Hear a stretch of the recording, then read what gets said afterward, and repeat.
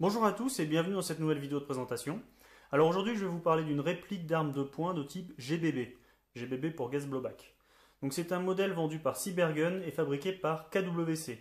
Et c'est ici le sublime, que dis-je, le magnifique, n'ayons pas peur des mots, hein, Colt M1911A1 centième anniversary. Alors pourquoi le centième 1911, 2011, hein, je vous laisse faire le calcul par vous-même. Alors, ce Colt fonctionne à l'aide de cartouches de type CO2 12 grammes. Voilà. Alors, il est à noter que cette réplique m'a été prêtée par la boutique en ligne shootgame.fr, que je remercie au passage. Donc, vous retrouverez dans la description de la vidéo les liens vers la boutique ainsi que vers la réplique. Bref, revenons-en au produit. Alors, comme souvent avec ces repacks de GBB, Cybergun nous livre cette réplique dans une boîte assez sympa, hein, de boîte d'ailleurs que l'on va ouvrir. Voilà. Donc, alors, on a ici une notice en français avec plein d'illustrations, un petit emballage avec une petite quantité de billes à l'intérieur. En dessous, on a la clé Allen à utiliser avec le chargeur CO2. Et enfin, on a ici cette sympathique réplique. Donc, vous l'aurez compris, j'ai une certaine affection en fait pour cette réplique. Hein. Si l'on reste au niveau de l'airsoft simplement, hein, cette réplique n'est autre qu'un GBB CO2 de plus. Hein. Voilà.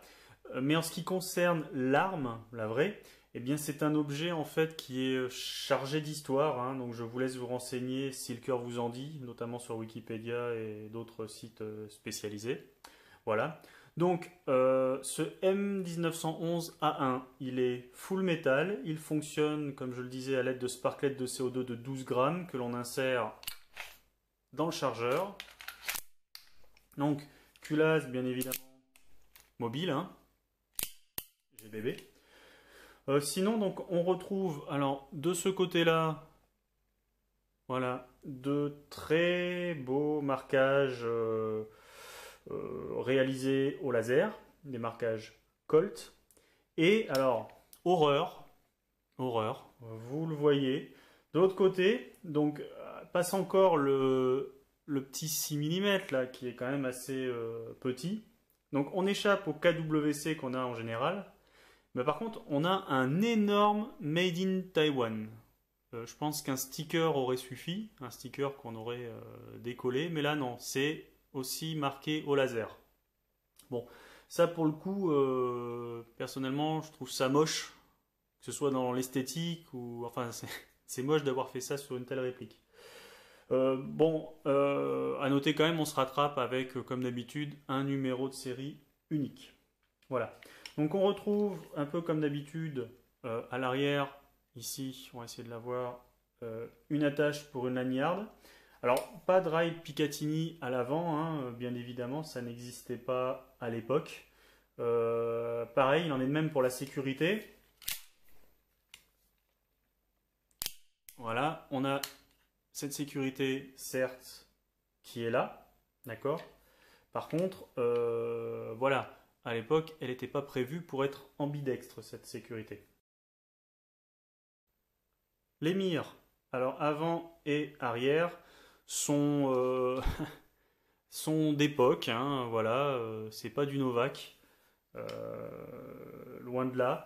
Donc elles sont effectivement très simples et effectivement beaucoup moins pratiques que ce que l'on peut faire aujourd'hui. On a une queue de détente raccourcie, sans trou, et un chien très simplifié. Voilà. Sur la culasse, les stries, alors on va essayer de voir, voilà, les stries de l'époque, donc pour faciliter l'armement, hein, elles sont assez rapprochées et perpendiculaires à la culasse, très différentes de ce qu'on a aujourd'hui. Enfin, les grippes, alors en plastique, c'est peut-être un peu dommage, tant pis. Alors, c'est pas forcément effectivement le matériau utilisé à l'époque, mais le fait est qu'ils sont bien efficaces. Voilà, on l'a bien en main. Donc, au niveau des caractéristiques, donc on nous annonce un poids de 976 grammes, je confirme, c'est lourd. une puissance de 358 fps à la 0,20 g et une portée d'environ 50 mètres. Donc la réplique elle est équipée d'un système BACS réglable qui se trouve... Alors, on va peut-être déjà commencer par le commencement. Voilà. Hop. Donc il se trouve ici. Vous pouvez voir la petite molette de réglage. Voilà. Alors comme d'autres versions 1911 chez KWC, on a deux ressorts récupérateurs, donc un sur la tige guide et l'autre, alors ce serait bien de le voir, ici, si on y arrive, voilà, nickel, sur l'outer barrel. Enfin, le chargeur, quant à lui, donc c'est un modèle à talon plat, type CO2, offrant une insertion de sparklet par le côté et un emport ici de 17 billes.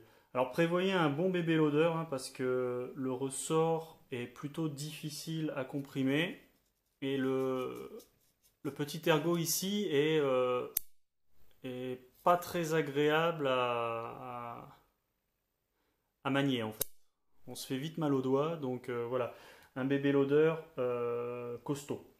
Voilà, donc je pense que l'on a fait le tour. Donc au niveau des finitions, comme souvent avec KWC, bah, c'est très propre. Hein. Peut-être un petit point d'attention sur la peinture qui semble peut-être, on va essayer de le voir, un peu fragile. Ici, vous voyez ici, j'en ai un peu perdu déjà. Bon.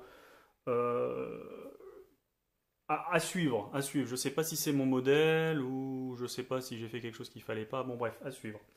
La réplique, elle est comme vous pouvez le voir à dominante, une dominante grise, vraiment du plus bel effet. On l'a bien en main. Elle pèse son poids de plus de 900 grammes, je crois, comme toutes les répliques full metal qui se respectent. Hein. Donc on va maintenant insérer une sparklet. Donc la clé Allen, la sparklet, comme d'habitude. Alors, comme d'habitude, déjà on dévisse ça un peu quand même. On l'insère ici. On la tient bien en place et on visse. On visse doucement jusqu'à ne plus entendre de fuite. Voilà. Alors, pour rappel encore une fois, les avantages du CO2, hop là.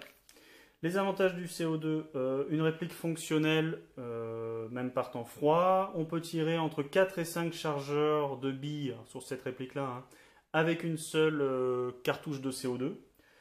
Enfin, on a un kick vraiment puissant et un bruit de fonctionnement vraiment sympathique. Alors là, j'ai des lunettes, ne faites pas ça chez vous.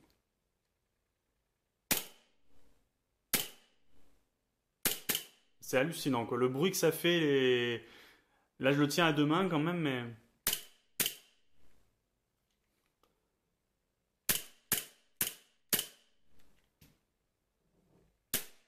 Ce bruit, c'est démentiel. Voilà. Niveau inconvénient, puisqu'il en faut quand même, la puissance qui est parfois importante. Pas toujours, mais en général on associe CO2 à des répliques très puissantes. Voilà. Donc, à noter que les différents chargeurs de 1911 de chez KWC semblent tous plus ou moins compatibles. Et j'en veux pour preuve, maintenant que je peux. Voilà. Donc à gauche 1911 à 1, à droite le Blackwater. Les deux marchent l'un dans l'autre. Donc on voit bien quand même que, hormis la différence de couleur, ce sont bien les mêmes. On remet le bon chargeur dans la bonne réplique. Voilà. Donc ça c'est un bon point pour ces 1911 KWC si vous en avez plusieurs chez vous. Voilà, donc on va passer maintenant à un petit test chronie.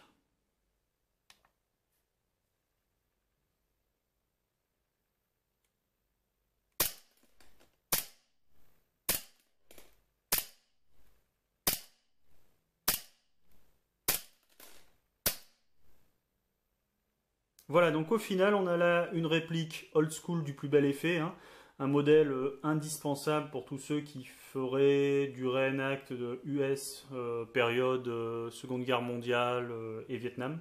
Hein. Donc alors après, je vous rassure, vous pouvez l'acheter même si vous ne faites pas ce genre de tenue, hein.